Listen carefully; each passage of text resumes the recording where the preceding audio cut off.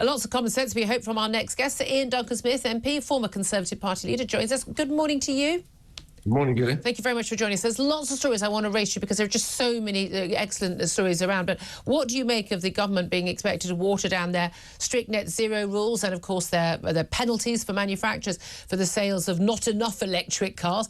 As manufacturers basically say, there isn't the demand. We're going to close. Vauxhall said they're going to close this factory in Luton, 1,100 jobs at risk. Other manufacturers saying they may well give up manufacturing here as well. What do you make of that, and do you welcome it? Well, I just find this whole net zero government position, whether it's Conservative government and then followed by the Labour government, a kind of new appalling religion, which seems to be that this is the most important thing in the whole wide world. We, who have 1% of global emissions, must somehow be the leading proponent of all of this. I don't know why that matters to anybody else. And secondly, the previous government had realised they were heading off into a very dangerous area, which would destroy a lot of British industry. So they pushed back the time to get to net zero to 2035 again, which was at least the beginning of common sense. The first thing this government did was to drop it back to 2030, which is unachievable, let me tell you. And all it's going to do is lead to a collapsed British car industry, because cheap Chinese electric vehicles are ready now to swamp the UK market. They've said so. Well, they say they're ready to swamp the market, apart from the fact that people don't want to buy those either. I know, but my point is that, you know, any electric car that they do sell will not be made by a British manufacturer, and most of Europe... But hold on a minute, don't you remember this whole green revolution was going to come with all those jobs, wasn't there? Weren't there 500,000 new jobs in the green revolution? Where are they coming? That's all bogus nonsense, I have to tell you. I can't think of a single... I'm shocked, Ian, I'm shocked.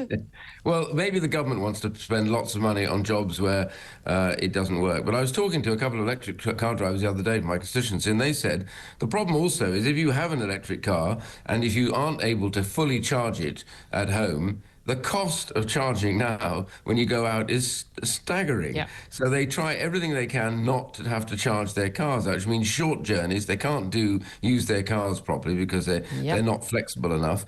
The whole idea of this is, I think, a classic case of when a peculiar religion takes hold and grips everybody. But it all started under your lot. I know, not me. I'm telling you, not you. I know, not you. You've been saying all this stuff all along, but your lot did this. I warned Boris. I thought he was taking a turn for the worse on this. Everybody else has had to leap up and down, bearing their great apparent green credentials. The problem is this has to be done logically and carefully.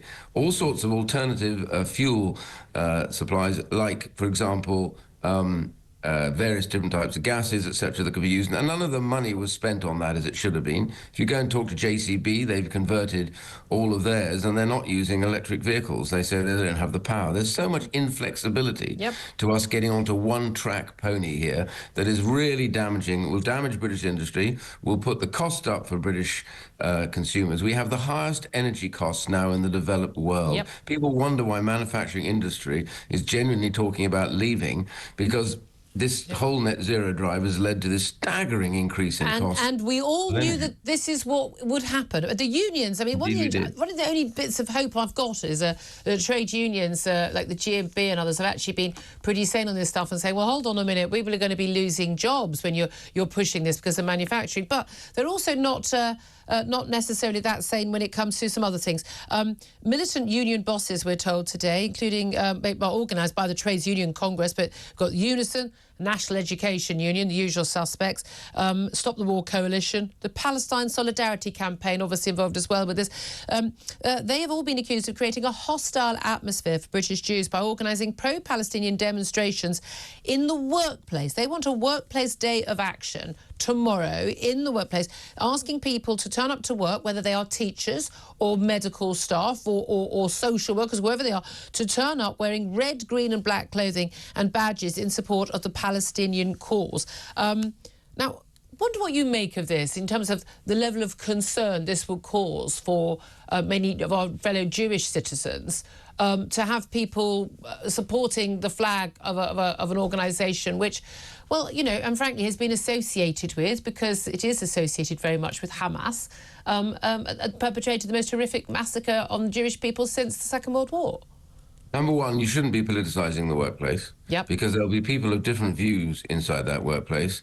And Jewish people already feel terribly threatened. I have a Jewish sister-in-law who told me the other day she's never felt more scared about being a British citizen in the United Kingdom or in the whole of her life. And these are the voices you don't hear from. And if somebody puts up this protest in the workplace, just think how all those who don't share that view will feel scared stiff, Yeah. will feel threatened, imposed on. This is not what democracy and freedom of speech is about, because it becomes an intolerance, and it's not freedom, then it becomes imposition. And my point is, right now, we should be doing less of this. What we have to do is, obviously, we want ceasefire, and we want at least human rights to be observed in Israel, and Gaza. But what we don't want is for the streets of Britain to be turned into a surrogate campaign, and that is nonsense. That's pretty much where we are, though, sadly. And we saw a horrific actually attack in northeast London on a bunch of teenage Jewish girls. I don't think that far, actually, from your Chingford constituency, where one of the girls has been hospitalised with facial injuries, a man throwing bottles at the girls and hitting the girls. Again, it's fascinating because a lot of people talk about this, return to the 1930s. Gary Lineker seems to be very concerned about return to the 1930s when he's tweeting sometimes, but, doesn't seem to be concerned about this sort of return to what we saw in the streets in the 1930s. Yeah, people are very selective about all of this. The truth is there is only one position to take, that peaceful protest in the right areas is okay. That's what our right allows us. It is not right, it is intolerable for you to impose your views on others such that they cannot use spaces such as work, such as public places, because they'd be worried about being intimidated out of that. And it all comes to the head over this nonsense. And so I think that the original position was the police would only agree to marches and to protests so that they weren't continuous, so that people had the right to protest, but not all the time and not in people's faces, as it were. And I think this is where it's gone on. I would say to the police, who I happen to think are rather badly led at the moment, generally, which is instead of chasing people for the odd comment or two, what they should be doing is chasing people committing crimes on the high street and making sure those people are locked up. I mean, everywhere's got this problem with shoplifting, where the shoplifters are brazen. They stand there and they just basically flick two fingers at the police and go in and rob £10,000 out of boots, etc. So that's what we want the police to be doing, and to crack down on protests that are threatening in any shape or form. Yeah, absolutely. Couldn't agree with you more. Big announcement yesterday from the government about tackling welfare benefits and a massive ballooning cost, and a lot of talk also about how they're going to have this review on tackling sickness benefits, which we've seen particularly ballooning since the COVID pandemic and lockdown policies. Not seen that in any other Western country. It's peculiar to this country.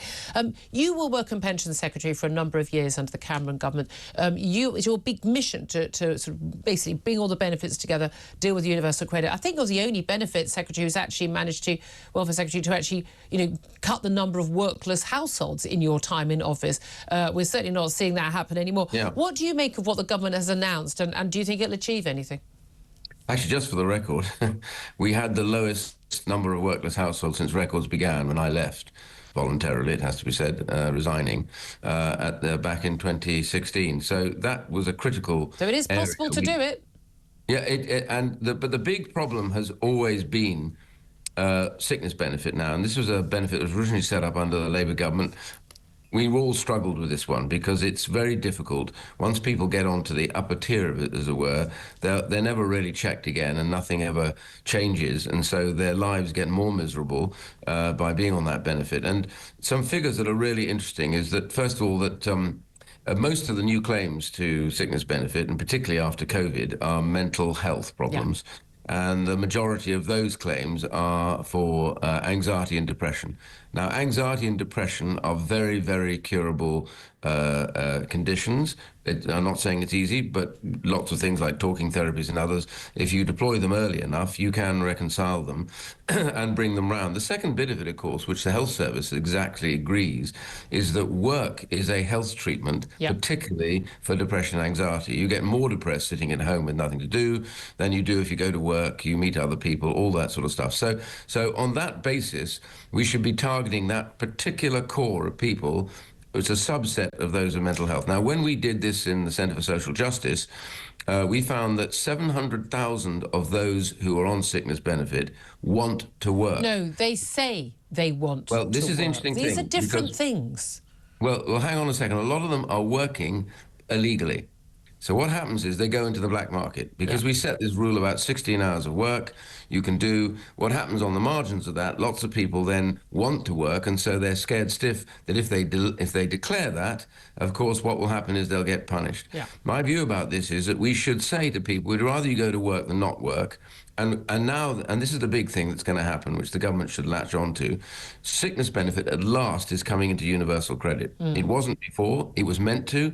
Successive governments didn't want to spend the money on it. The key thing to this is it puts everybody on sickness benefit in front of somebody for the first time. Yeah. Now they can have their case reassessed. Now they can get treatment. We have to get that done for them. And now they can be helped to go into work. So with that, what we should let universal credit do is taper away that benefit as they do more hours, because we want them to work. So that's what I would do straight away. Okay, just finally, and I have to be briefly, if you wouldn't mind, Sir Iain Duncan Smith, assisted dying bill is coming to Parliament on Friday. Ongoing debates. We've had 3 former Prime Ministers, none of them sitting MPs anymore, but Boris Johnson, Theresa May, and, I've forgotten who the third was now. Who was the third one? Liz Truss. Again, easy to forget. Sorry, Liz. This is a very short period.